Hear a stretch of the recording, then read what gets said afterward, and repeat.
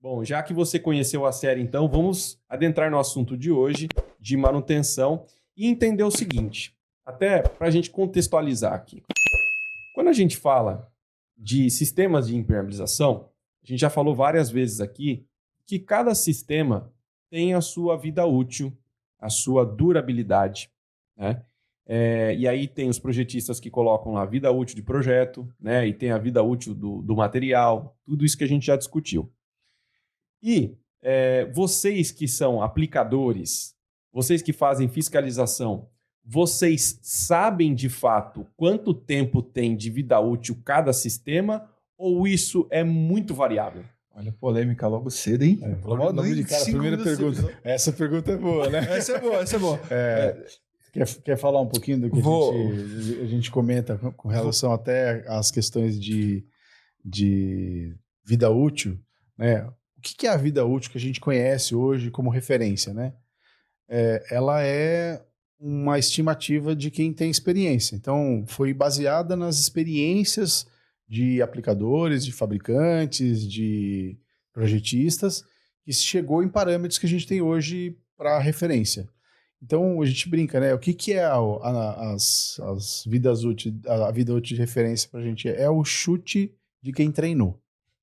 É um chute do Roberto Carlos. Mas é um chute de quem está treinado para chutar. Né? Não é o chute de qualquer um.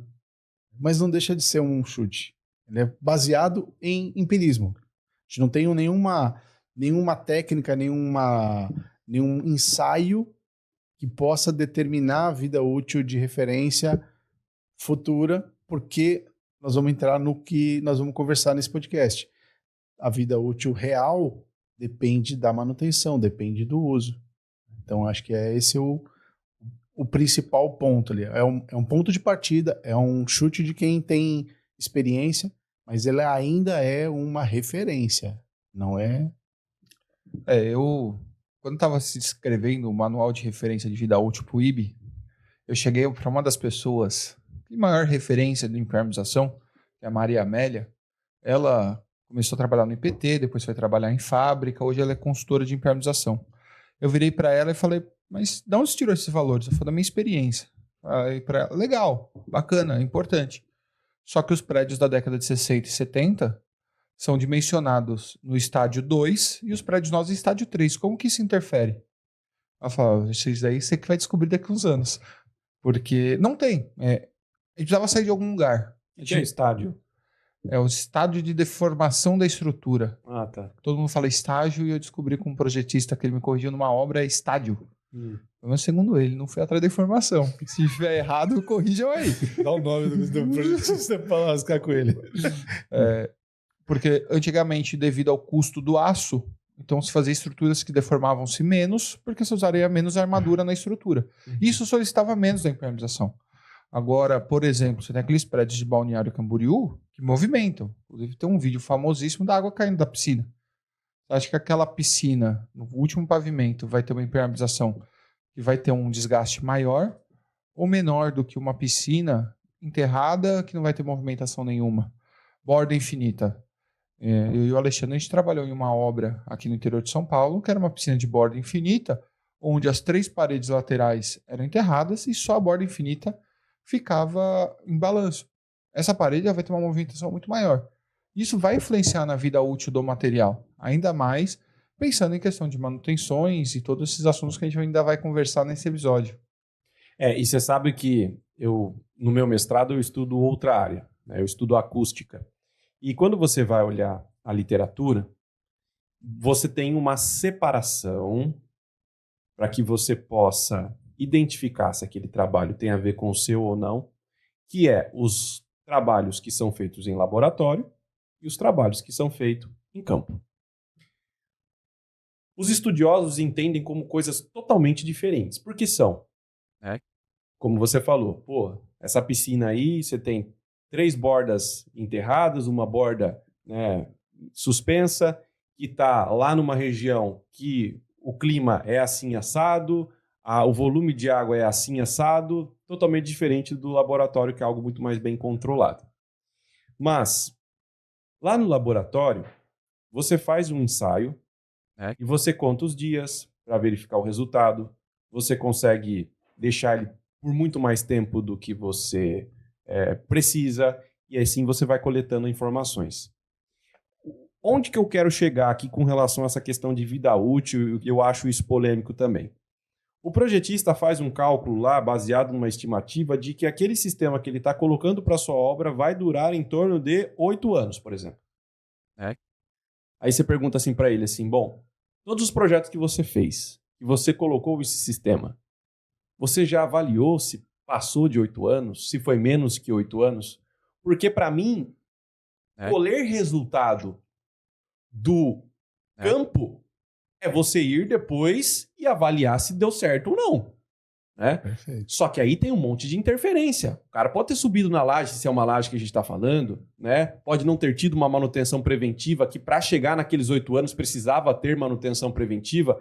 Então, olha como é difícil... Obrigado, chegando água para nós aqui. Olha como é difícil essa questão de avaliar vida útil versus necessidade de manutenção e campo versus laboratório, né? Você fez uma primeira comparação entre campo e laboratório, né? Aí você está colocando mais uma incerteza na equação, que é a parte de manutenção. Então eu já comparo campo com laboratório, já tem uma diferença. É clara, com certeza existe. Aí eu falo assim, agora, campo com manutenção ou sem manutenção? E aí é o que a gente fala, né? Quando a gente fala de durabilidade, desempenho, vida útil real, né? Vida útil de uma edificação, de um sistema. Se você fizer as manutenções, e a gente faz muita comparação com veículo, né? Você pode ter um carro com 50 anos, né? Um Chevy, tá? Uma Maverick, depende do que você gosta de carro, né? Tem um carro antigo lá, rodando perfeitamente, e você pode ter uma BMW, que em tese é um carro muito melhor do que aquele antigo lá, com 2, 3 anos que não cumpre mais a sua função de rodar, porque já está deteriorado, porque não teve a manutenção, não foi cuidado, não trocou o óleo. Então, você tem questões de manutenção que, se você não fizer, você não vai atingir a durabilidade esperada para aquele bem, para aquele patrimônio. Pode ser um carro, pode ser uma casa. É difícil para as pessoas enxergarem, né, a manutenção na casa. Eu vejo que as pessoas enxergam com muito mais facilidade a manutenção corretiva do que a preventiva numa casa, né? Num carro, a manutenção preventiva, para as pessoas, no meu entendimento, faz um pouco mais de sentido. Inclusive, eu fiz um podcast com a Kelly aqui, que eu falei exatamente isso. Por exemplo, o que é uma manutenção preventiva num sistema hidráulico de uma casa? Aí ela falou assim para mim, uma troca de sifão, por exemplo. Que você tem um acúmulo de gorduras ali, interessante você trocar para que aquele acúmulo de gorduras não caia na rede principal, onde é muito mais difícil você fazer uma manutenção. É você abrir uma caixinha de sifonada ali e fazer a manutenção. É você, enfim... Limpar uma caixa de esgoto. Limpar uma caixa de esgoto, né? É esse tipo de coisa. Simples assim. E que as pessoas não fazem, né? Então, aí, assim, começa a fazer mais sentido um reaperto de parafuso no disjuntor, um subir na laje e olhar como é que está o aspecto do impermeabilizante e assim por diante. Tirar a folha da grelha da impermeabilização. Isso é uma coisa que vira e mexe dá problema. A gente teve um caso que foi isso, numa chuva forte no Guarujá. A gente tinha feito a impermeabilização de uma laje. E o cliente ligou desesperado e falou, não, estava tudo certo, essa última chuva vazou toda. A gente chegou lá, vazou. Por quê? Porque o número de folhas foi tão grande que cobriu a grelha, a água transbordou, era uma parede alta, a impermeabilização virou 30 centímetros, a água passou por cima da impermeabilização. Aí realmente, não tinha o que fazer. Isso é o tipo de manutenção preventiva básica. Isso é o que a gente chama de o arroz com feijão da impermeabilização. Se você gostou desse corte do podcast e quer continuar nos incentivando a trazer episódios novos por aqui, curta e se inscreva no canal. Isso é muito importante para nós. E se você quiser comentar a respeito desse tema, desse vídeo, ou até sugerir temas novos, convidados novos para a gente trazer aqui, coloque nos comentários. Eu mesmo vou te responder. Um grande abraço. Tchau.